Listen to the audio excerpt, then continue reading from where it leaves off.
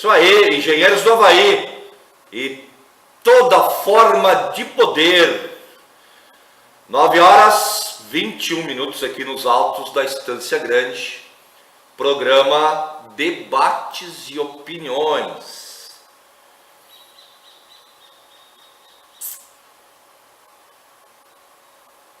O mau negócio para o povo brasileiro.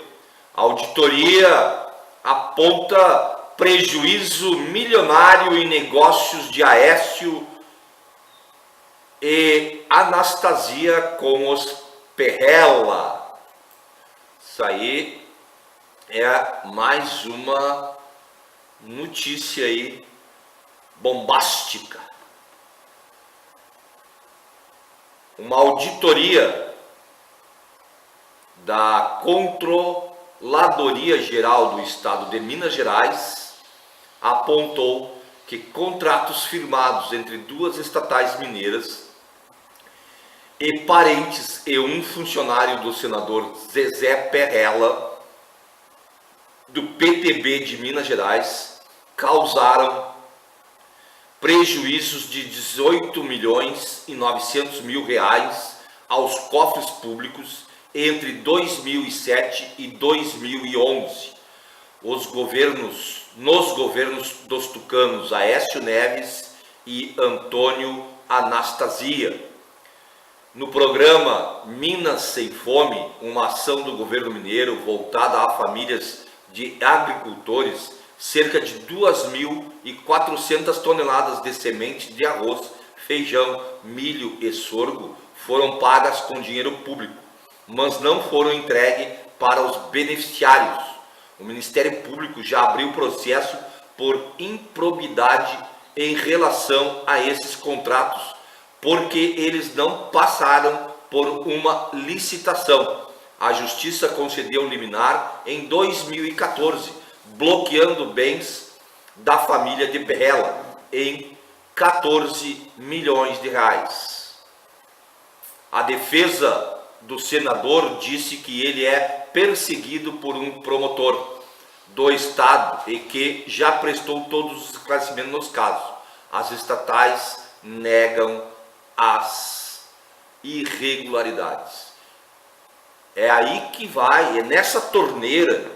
Imagine uma grande torneira jorrando água, mas muita água. Você vai ficar um dia sem água, né? Com certeza vai ficar sem água um dia. E em todos os estados onde o PSDB e o PMDB, principalmente esses dois partidos, mas o DEM também faz isso, né? Que são o PP faz muito. E lembrando que o PP aqui do Rio Grande do Sul, toda a sua bancada de eleitos está envolvida na Lava Jato. E a gente não ouve, né, isso ser falado na grande imprensa, né? É um absurdo esse tipo de coisa. Fortaleza moral de Dilma pode salvar a democracia? É o que diz a manchete.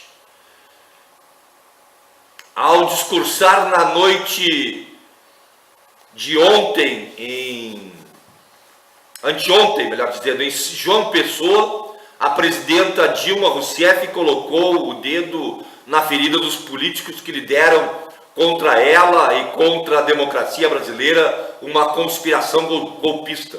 Segundo ela, o impeachment nada mais foi do que uma tentativa de fazer com que a Lava Jato não atingisse aos caciques do PMDB. Depois da delação de Sérgio Machado revelada, fica difícil questionar esta avaliação. Soube-se, por exemplo, que o principal beneficiário do golpe, o interino Michel Temer, aparece como responsável de um pedido de propina de R$1,5 milhão de reais ao ex-presidente da Transpetro para a campanha de seu pupilo Gabriel Chalita, em São Paulo. Na companhia de Temer despontam os demais sócios do impeachment. O derrotado Aécio Neves, do PSDB de Minas Gerais, que colocou o Brasil em guerra ao não aceitar o resultado das urnas em 2014, aparece em sua 10ª delação como beneficiário de um pagamento de 1 milhão em dinheiro vivo e também como pagante de propinas a parlamentares para se eleger presidente da Câmara. Se isso não bastasse, Eduardo Cunha, do PMDB do Rio de Janeiro, por sua vez, corre o risco de receber uma tornozeleira eletrônica e devolver 100 milhões aos cofres públicos.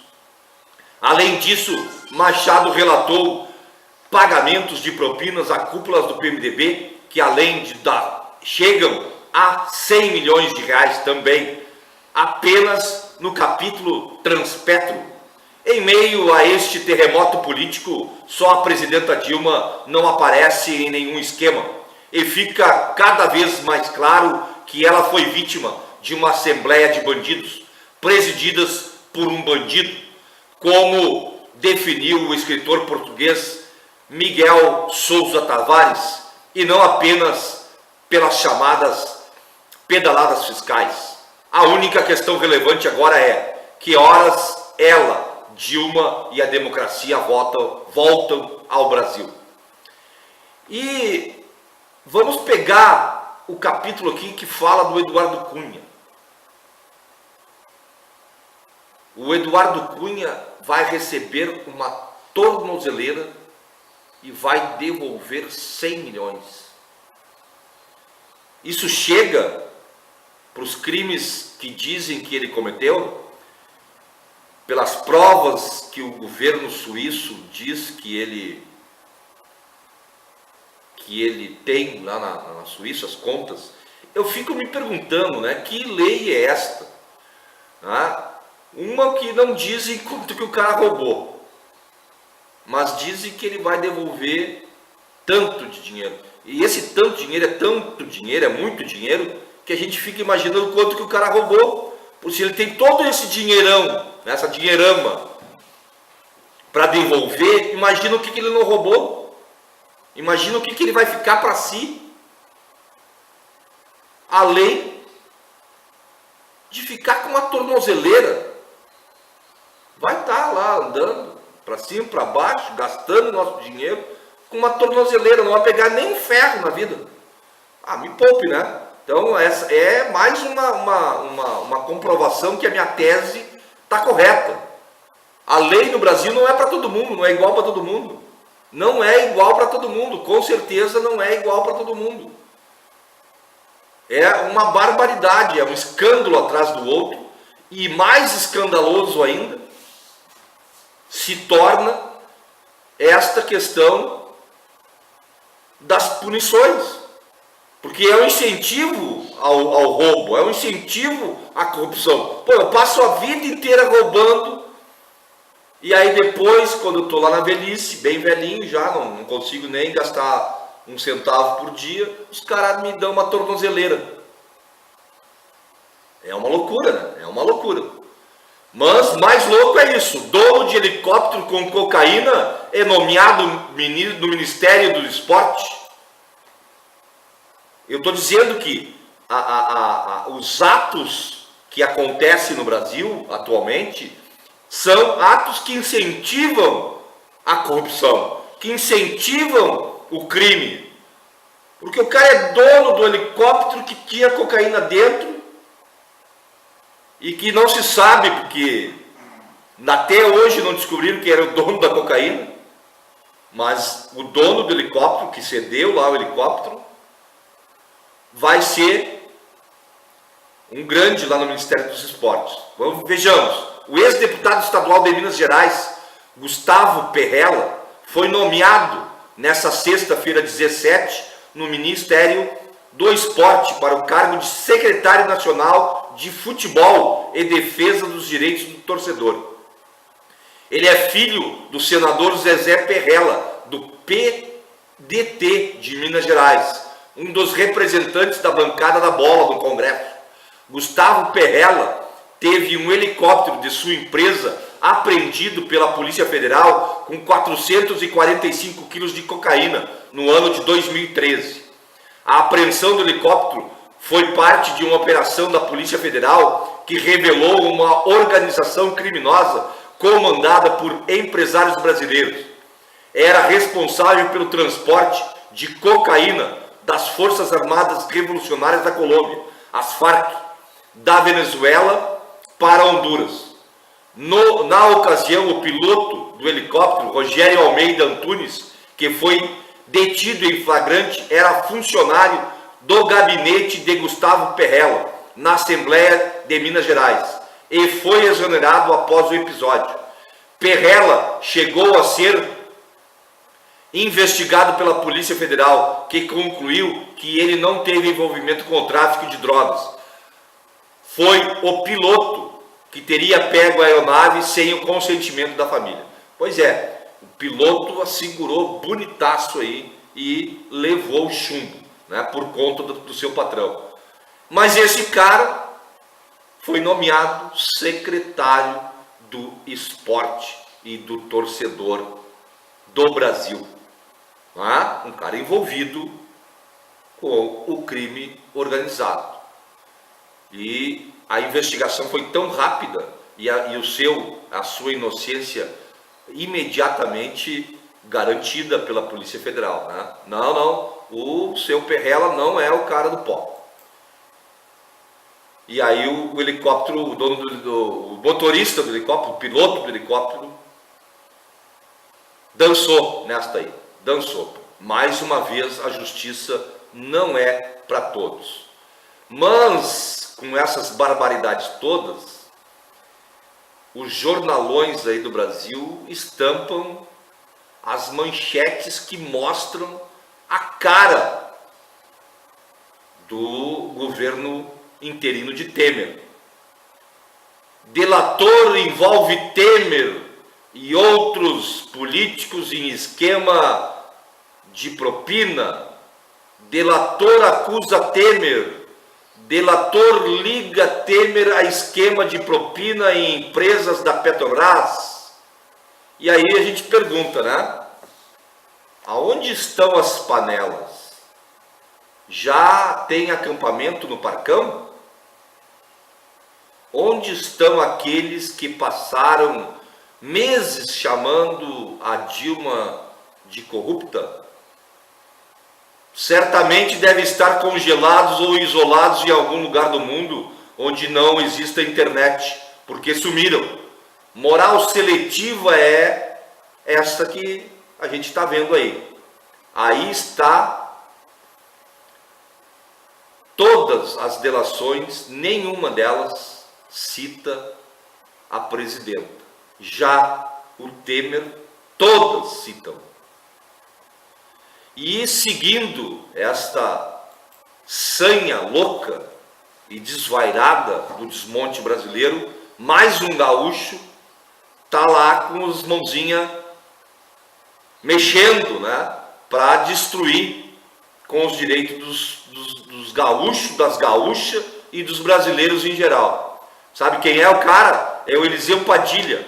Ele defende acabar com a CLT como solução para a competitividade.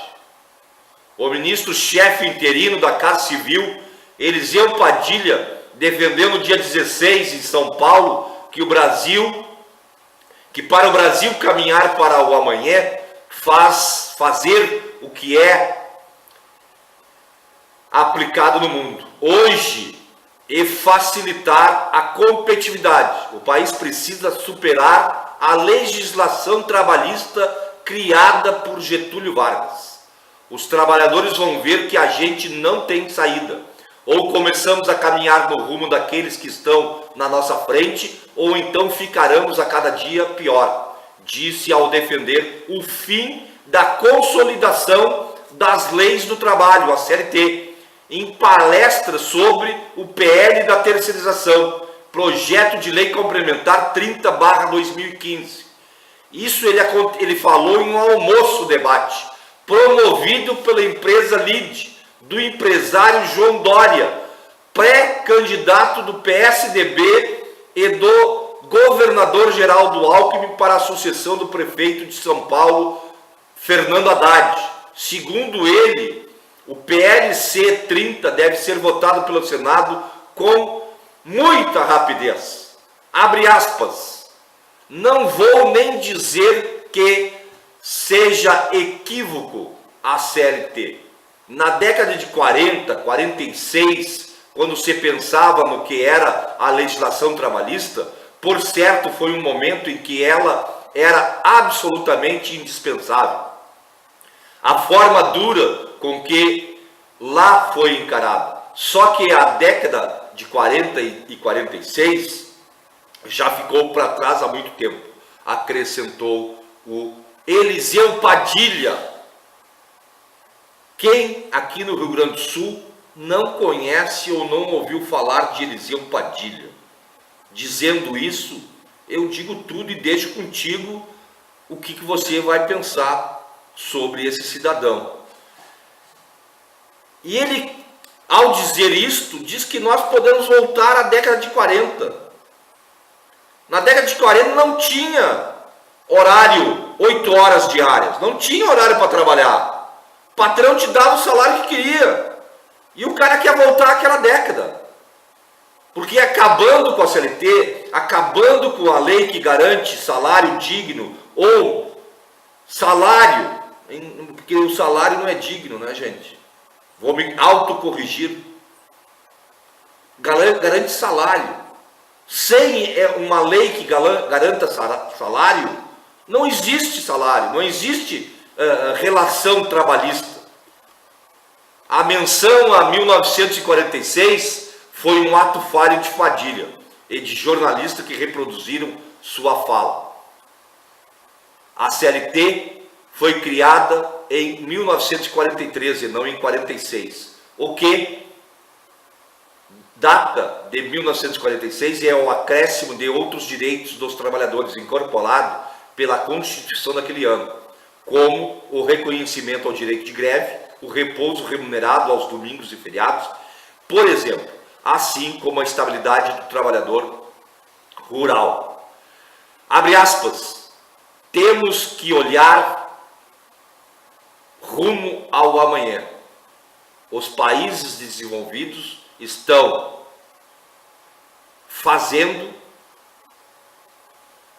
o que estão fazendo e temos que fazer aqui. Esta questão do pacto versus legislação, com sobreposição do pactuado sobre o legislado, é o mundo. Nós não estamos aqui inventando a roda. Isso é no mundo hoje, diante da competitividade que se estabeleceu para se ter emprego, defendeu Padilha. Todo mundo está tentando buscar o pleno emprego. Então, tem que se facilitar as normas de contratação. Vários veículos da mídia tradicional destacaram que Eliseu Padilha foi aplaudido e empolgou o empresariado presente no evento. Com certeza, né? Todo empresário quer ouvir essas barbaridades contra o trabalhador. É um absurdo isso que estão fazendo com a classe trabalhadora em tão pouco tempo. É um absurdo. Eles querem acabar com tudo, né? E no momento que acaba com a CLT, acaba com a questão da sustentação financeira dos trabalhadores e das trabalhadoras do Brasil. É uma verdadeira guerra a qual a gente está ultrapassando. E junto com o Padilha vem o Temer, né, que quer mexer no 13º salário, nas férias, no FGTS e em outros direitos para elevar os lucros dos patrões, né? A matéria foi publicada no portal O Globo e diz que o governo golpista de Michel Temer, do PMDB, de forma sorrateira, quer aprovar no Congresso essas medidas que mexem em todos os outros direitos dos trabalhadores e das trabalhadoras. São 9 horas e 40 minutos. A gente vai para a nossa trilha sonora de hoje e já voltamos aí, Vamos lá com mais música e Engenheiros do Havaí.